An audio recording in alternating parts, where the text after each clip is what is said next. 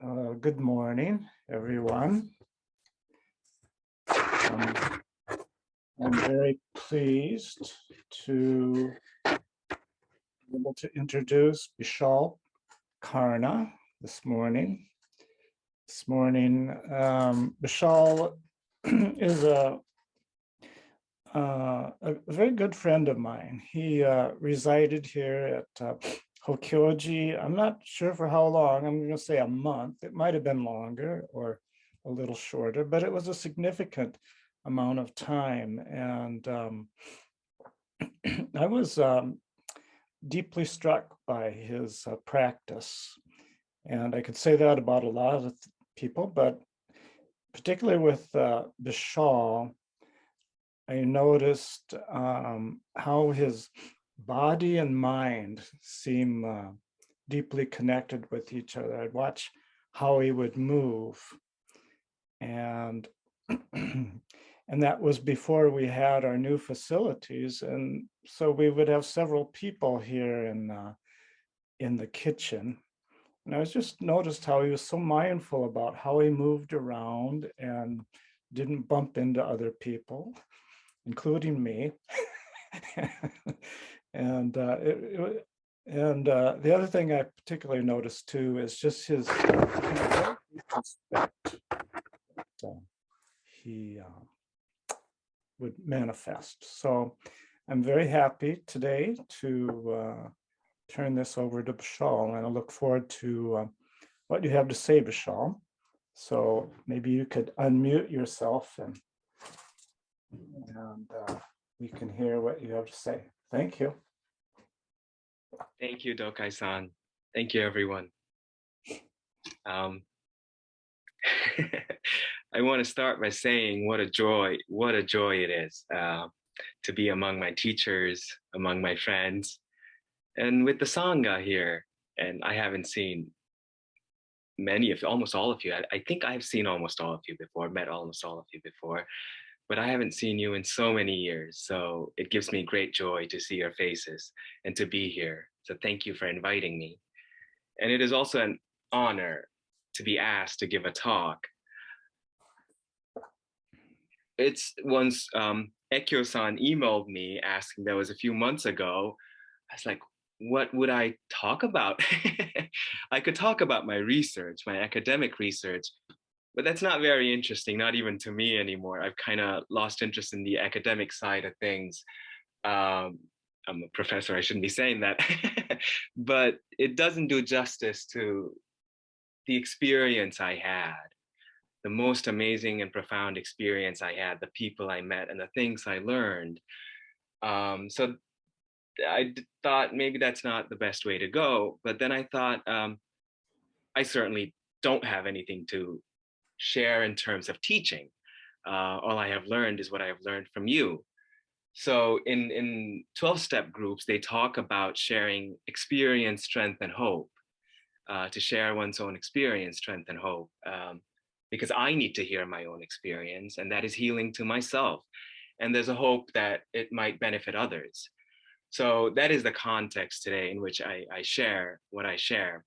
So I decided I would share 5 things I learned from my year of Zen. The time I spent, it was about 9 months with you all at Hokyoji, which I think was about 6 weeks, and 4 months at Ryumanji, and 4 months at Clouds. So I thought I would share 5 things. So I woke up and I had it in the back of my mind for the last few months. But this morning I woke up early in the morning, ready to, with my pen to write the 5 things. And I got to about 3 things. And then the cat, Calvin, he came and sat on my lap and started purring. So I stopped at 3 things. And I just sat with the purring cat and thought, what better way to prepare than just to purr along? So we'll talk about the 3 things I learned, and we'll see how much time it takes. Hopefully it will fill the half hour or close, somewhere close to that. So again, thank you. And thank you for your loving attention as you listen to me. So the first lesson is what I call my life is my monastery. I grew up in Nepal, and growing up, I heard the Buddha's story, his episodes from his life. It was very pervasive in the culture, so we grew up hearing it. And perhaps I got this idea from his life, or I don't know where I got it from, but I've always had this fantasy of leaving home and becoming a monk. When I was a child, it was just entering the forest, really, to enter the forest, leave home, leave family, and leave the social world and live in the forest alone. And as I grew up, it became, I want to live a monastic life, a celibate monastic life. But somehow it didn't quite happen. And ultimately, finally, I had the opportunity for my dissertation research to actually go and live at a monastery. So I took the opportunity. That time I was living at an apartment in Columbus. I left the apartment, packed up everything I had in 2 suitcases, and I wasn't sure if I would return from this trip. I thought, if things work out, maybe I will become a monk and I will live in somewhere in Iowa or Minnesota, and that will be my life. So I was very excited. So I left everything behind and just set out. I had talked to Dokai-san on the phone and communicated with Myo-san a little bit, but I wasn't sure where I was going to live, how things were going to unfold, but I just left because it was so exciting. But what I learned at the monastery, and this was a significant learning for me in this life, was that my life, my very life, this very life is the monastery. What I had been holding in mind was that going to the monastery would somehow, I think I was trying to escape my life. And I thought true life was in the monastery, whereas the causes and conditions of my life, these things are distractions. And that is where I want to be. And that is where true awakening is to be found. But what I learned at the monastery is my life is my monastery. The very circumstances of my life, this is my monastery. And wherever I am, that's where my Sangha is. And whoever I'm with, that person's my teacher, or that animal or that plant, that's my teacher. So in a way, going to the monastery and spending a year at the Zen centers and Zen communities in the Midwest, in Midwest America, taught me or brought me back to my own life. Um, it's kind of an absurd idea now that I think about it, that I was really looking for a break from living, and there is no such thing.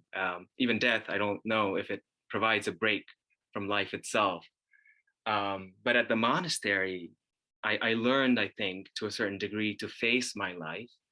The term that has stayed with me is wholeheartedness, to face my life wholeheartedly. What I learned and from what I saw, observed, and practiced was that the monastery provides a safe container to face oneself. There is nowhere to learn nowhere to hide when you are at a monastery. All your fears, insecurities, your deluded perceptions and mistaken identities and likes and dislikes and expectations, all of them are just out there, and then you have to face them. You have to somehow learn to make peace with them. And the interpersonal structure of the monastic life, the roles and ceremonies, and how you perform them in response to other roles and ceremonies, and the institutional structure, everything in the monastery kept bringing me back that my very life is my monastery. Even Zazen, sitting in Zazen, was facing my life. Facing the wall was facing my life. And Shokan-san says that quite a bit. Facing the wall is facing your life. So I learned to give up the idea that life is sometimes, in my course, as students say this now, and I see myself in them, they say things that in effect mean like, my life is distracting me from living. No, this very life, to embrace it wholeheartedly, whatever is happening is living.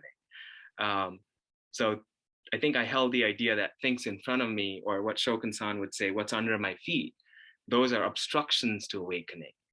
I even considered this body, and perhaps from my Hindu background upbringing, I thought this body and this personality, I thought these were things to be denied or to be transcended, and awakening was somehow beyond it. So I was trying to get away from them. But I realized that this very body and this very personality that I have, and the circumstances of my life, these are the way. in a way, there are no obstructions. There's only the way and wholehearted embracing of the way. The obstruction really is my own resistance to life. Other than that, there is no obstruction. There's only the totality of the dynamic functioning of reality expressing and manifesting in me, through me, as life. So I think I had this very subtle but very profound resistance to life, that my time with all of you, in my time I learned to start letting go of it and to start embracing my life. And now, I'm married. So being married, being a householder, that is my monastery. Being a professor, I teach, that's my monastery. That's my practice. My dog, my cat, my wife, my students, they are my teachers. They are my Sangha. And currently my parents are visiting from Nepal and they're staying with us for 3 months. And that's my Ango. That's my practice period. To live this wholeheartedly, that's my practice period. So I'm very grateful for this lesson that, it's not just that there is nowhere to run, but there's no need to run. Awakening is not somewhere else. What I'm looking for is right here, right in front of me, right in me, and as me. And so I'm very grateful. So the second lesson,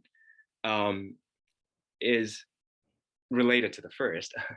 How you do anything is how you do everything.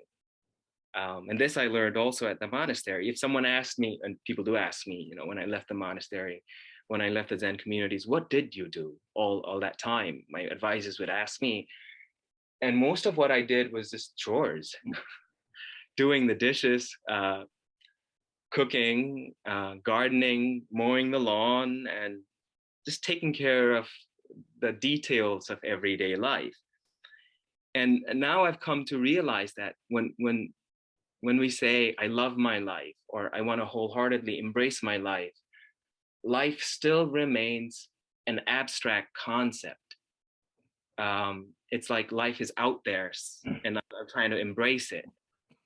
And we somehow miss that life is manifesting in the very details of everyday things. Like, it's like saying, I want to really live my life, but I need to do my dishes. And missing the point that doing the dishes is living my life. That is what I'm looking for. It's not that doing the dishes are getting in the way. So the first lesson was to wholeheartedly embrace my life. And now I found the way to do it in the monastery, and which was to just take care of the everyday mundane things. There are no mundane things, really. So doing the dishes, cooking and cleaning and all of that, that is the practice. That is the way. I think it's the same lesson also with love. When we say we love humanity, it's very abstract, and it's very easy to do that, to love humanity in the abstract. But to love one person individually, wholeheartedly, unconditionally, that person who continually triggers you and pushes all your buttons, is very difficult. So I think it's the same with life. To embrace life it's just an abstract, but to embrace the details of life, the daily details of life that are annoying, irritating, that we get resentful towards, that we get slothful towards, that's the real practice. So I remember there's the story of Kadagiri Roshi, that people would say, I heard from multiple sources at the monastery, how when he first came to Hokyoji, I think what is Dokai-san's cabin used to be his office, that building, if I'm not incorrect, right? And you would take off your shoes when you got in, and Kadagiri Roshi would make a big deal about how you take off and arrange your shoes after you take them off. And the point was that, it isn't learning to take care of taking off your shoes that you're learning to live. That is precisely learning to live, to do the small things of life. So I learned from my time that how you learn to do anything, doing the dishes with as much love that you are capable with as much joy that you're capable with as much attention and care that you're capable with. That is the practice. There's nowhere else to go. There's nothing else to do. It's the day-to-day details. And the chores, especially for me, I don't know for others, it's been a very powerful practice. It's brought up just learning to love to do the chores for me has brought up everything.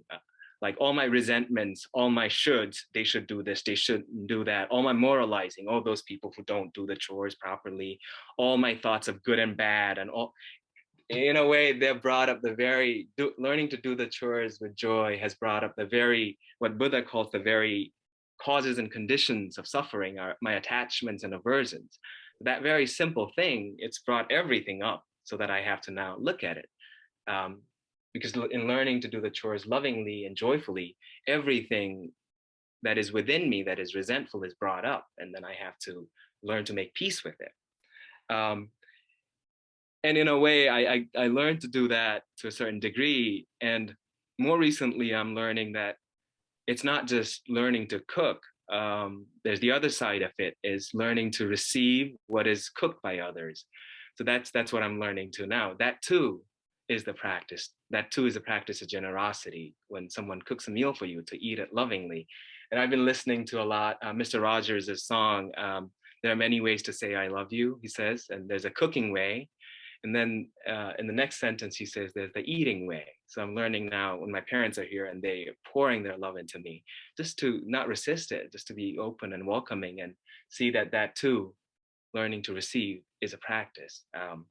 So the art of living, I guess, that's the second one. And the art of living in the details of everyday life, like learning to, and these things were not interesting to me before. I thought they were, again, distractions, but learning to make a budget and learning to stick to your budget, learning to do chores, learning to develop myself professionally. And even things like, I thought these were things to be given up, like learning to do my hair, learning to groom my beard. I thought they were like, you know, a spiritual person doesn't care about those things. That's what I thought. And now I think, no, that is the way. These small things, to do them with love and care. So I've become more open, and I'm learning to see that there is nothing that is of less value, that is of lesser value. Everything is equally significant and equally the expression of reality. Um, it is only the conceptualizing mind that says this is greater, this is more important, this is less important. But how we do anything is how we do everything. So the third and very important lesson is learning to embrace suffering, embracing the so-called suffering in life. Um, and in a way, one of the things I saw at the Zen monastery, the Zen community that I visited, was Zen folks are a little crazy. They put themselves voluntarily in these situations that are very, very difficult. Like they do sessions every month, and it's difficult. And they do ongos, and it's difficult. And they go to Japan and do these very, very difficult ongos in Japan. And I think the value of that is developing within oneself, on the one hand, the trustingness that there is within me already present this capacity, not just to endure, but to embrace fully, however difficult the circumstances. But also this willingness. So first, to discover and locate within oneself the capacity, but the second, the willingness to voluntarily give oneself to the difficulties that we face. It's not glorifying difficulties or saying they are necessary, but to voluntarily give oneself to inevitable suffering. Kind of like what Viktor Frankl talks about. When we can't change the circumstances of our life, we're called to change our own attitude towards them. And I think Zen folks are very good at that. And I learned that from my time at the Zen monastery, Zen community, and Zen center. So, but interestingly for me, the 9 months that I spent at Rimanji, Hokyoji, and Clouds, and I did all the available sessions, all the available ongos, and I just gave myself entirely to the schedule. Interestingly for me, I didn't have as difficult a time. I was just very elated. I was just very happy to be doing this, to be among you all, and it was just, I was kind of high the whole time. But when I came back, when I So after I left Clouds, after I completed my research, I went to Nepal for a month, and then I returned to Columbus to continue writing my dissertation and to complete it. So that was early 2017. So for 6 months after that, I had what I would call the most difficult period of my life. And it was not so much because of the circumstances of my life. It was as if my 9 months with the Zen communities uncorked something within my psyche. And I had what Byakuran-san would often call psychic vomit. So I had a constant barrage all the time in my waking state, as well as my sleep and in my dreaming state, constant barrage of very painful thoughts, images, and sensations just coming up all the time. Um, and at first I struggled with it. I wasn't sure what was happening. I thought I was going insane, and I thought it was never going to stop. So it was very difficult. But then I remembered, the practice we did, sitting in the midst of it all, the Zazen practice at the monastery. So that allowed me to, well, first, that allowed me to withdraw all my projections. So I arrived at a place where I was no longer projecting the causes and conditions of my suffering as being out there. And that led me to a place of what I would call loneliness. It was not like loneliness of being alone, but loneliness of realizing that I am the very cause and condition of my suffering, and I'm the very cause and condition of my own joy. Nothing out there has the power to do that. It's all within me. So I went through this period of loneliness. And then there was nothing else to do but to just embrace it. There was no analyzing it. There was no conceptualizing about it, no thinking about it, no intellectualizing. It was kind of like I was left with nothing to do but to just sit with it, to allow myself to fully experience it. And this, I think, was one of the biggest lessons I learned from Byakuran-san too, just to sit with suffering and allow oneself to fully experience it.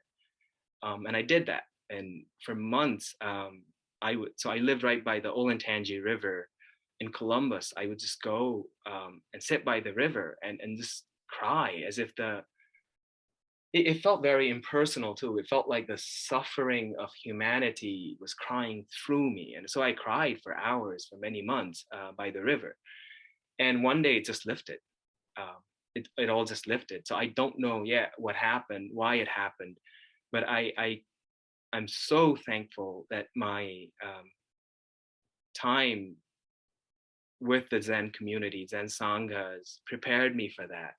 That within me, I had found doing the sessions and Ango, the capacity to sit with suffering and the willingness to sit with suffering. When I first arrived at Hokyoji, Dokai-san, I think he had a knee issue. And he would every day come to Zazen, and I saw him practice with that pain. And then Myo-on-san, she had just practiced with cancer, and she had returned from her experience with cancer. And I also remember Renshin-san at Ryumanji, she had a hip problem, and she would talk about how this hip issue is her new teacher. And I think all of that prepared me in a way to sit with the difficulties of life and to see them as teachers, great teachers, wonderful teachers, things that no person could teach me. They taught me in embracing that suffering. So now, and then Shokan-san, he always taught one thing. Every sermon he gave, every Dharma talk he gave, he would say, the essence of it all is to take care of what's under your foot. And that was such a big lesson for me. That continues to be such a big lesson for me. He would say, when you have cancer, take care of cancer. When you're dying, take care of dying. That's the practice. There's no other practice. So I'm grateful for that lesson, and that prepared me to take care of that. So now, recently, it's been about a year and a half, I received this diagnosis of an autoimmune disorder, and I noticed within myself something very interesting. I was very excited. It's a very, it's not a very painful condition. It is a major inconvenience, and I recently got hospitalized, so it does manifest at times quite drastically. But otherwise, well, let's just say it's a difficult situation. But I was very excited to receive that diagnosis, because in me there was the aspect of me that was like, this is my new teacher. This is what's under my foot now. And I was just so excited to know whatever delusions it will bring up that I need to let go, whatever false identities that I'm holding on to, whatever false ideas I'm holding on to, expectations I'm holding on to. I was just excited for the ways in which it will grow me and teach me to embrace life more and more. And it was very strange. It's strange for many people when I share that, so I don't share that very often, but it's very exciting. So I have the Zen community to thank for that lesson. And all of them are really the lesson to embrace life wholeheartedly, to give myself to life. And in giving myself to life, I think Dogen says something like this: I realize myself, I discover myself. Yeah, when after I left, after I completed the research at Hokyoji, Rumanji, and Clouds, Shokunsad would often email me, and I was writing my dissertation at that time, and he would often write in the emails, writing your dissertation is your monastery right now. Your advisors, they are your Sangha. So I'm very grateful for these lessons. I'm very thankful. And I'm very grateful that I get to share these things with you. My teachers have taught me this lesson. So, and the fourth, if I had gotten to thinking about the fourth, would have been death. I'd never got to the fifth, but the fourth lesson would have been about death, but I didn't get to it. So I'll just stop here. And I give you great thanks for listening. Thank you.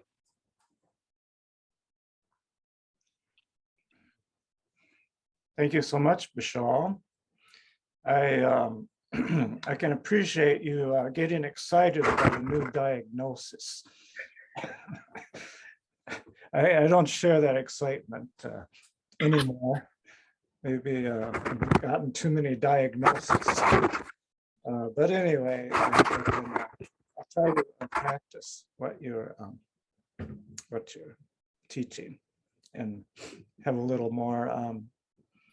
I don't know if I can ever get excited about it, but at least maybe a little more appreciative of each new diagnosis I get. So anyway, thank you so much. And I open it up to anyone else who would like to make a comment on Bishal's speech, talking. Well, thank you, Bishal. That was really wonderful. I think that you downplayed yourself too much, because your talk was pretty much an advanced talk, you know? What you summed up is the whole of the path. And I really appreciate seeing you again and just hearing your voice. Thank you. You're just so wonderful to see all of you, yes.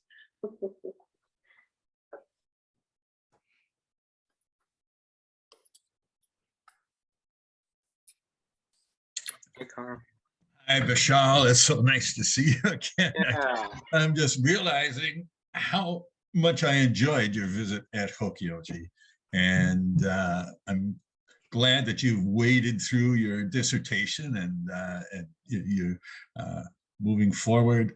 I enjoyed your talk a lot. The piece you said from Byakuren about sitting with difficulty, it reminded me, we've been studying the Brahma Viharas for a couple of years at Hokyoji, and I really like them. But Christina Feldman talked about, can you befriend the difficult? You know, it's that meta befriending, and can you befriend the difficult, accept it, and just treat it as it is? And you know what a challenge that is in life, but it's helpful when we can do that. So thanks so much. I enjoyed your talk. It's great to see you again. And if you're ever in Minnesota, well, you come and stop by. We would love to see you. I really want to do that, yes. You got to see the new buildings. It's transformed. Yeah, I follow Hokyoji on Facebook and I like everything that's posted, and I'm grateful to be connected that way and to see the Yeah. development. Well, we'll look forward to a future visit of some time. Anyway, best of luck to you. It's great to see you again. Thank you.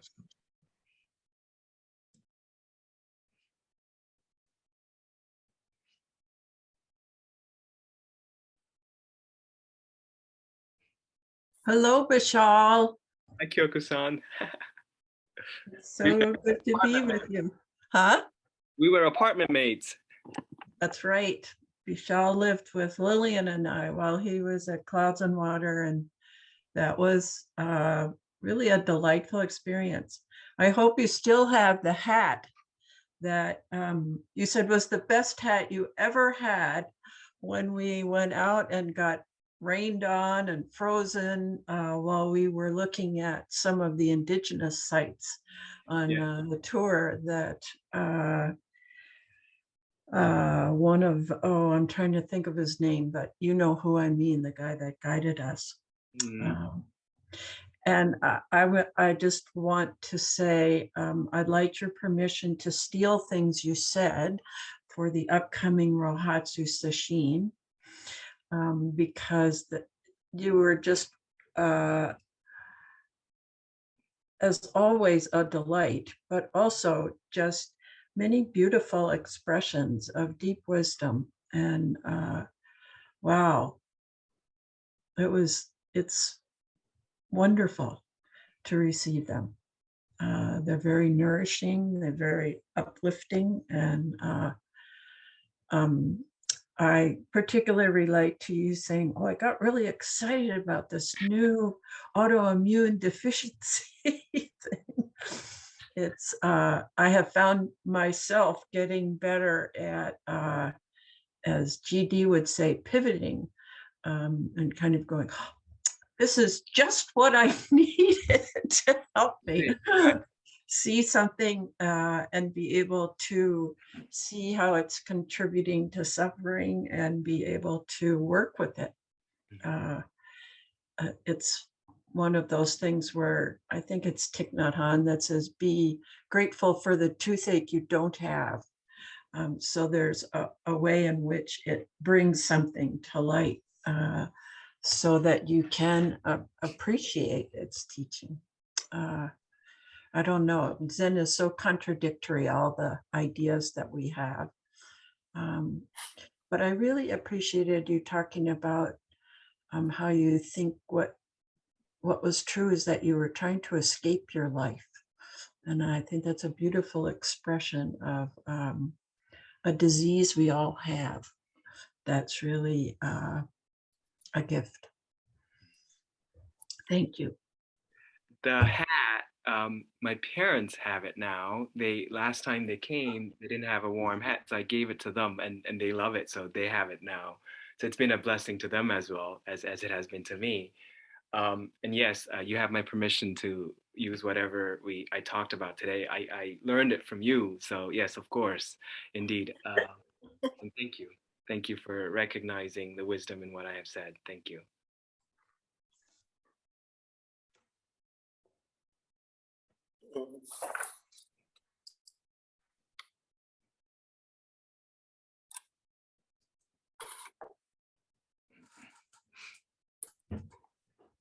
Yeah, Bishal, I just wanted to say hi and thank you for your continued enthusiasm towards life. It's just always a treasure, and just your expression of honesty about all the difficulties and your path. So it's a delight to see you again. Same here. Delight to see you, Frank. Yes. And it's a delight to see you, Aaron and Henry and Jan. And I can't see you, Kim, so I don't know if I've met you, but wonderful to be here with you.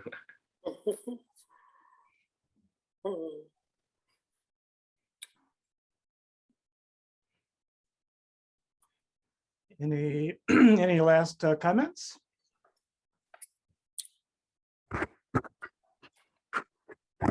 Okay then. Well, again, thank you so much, Bishal, for joining us today. offering your enthusiasm.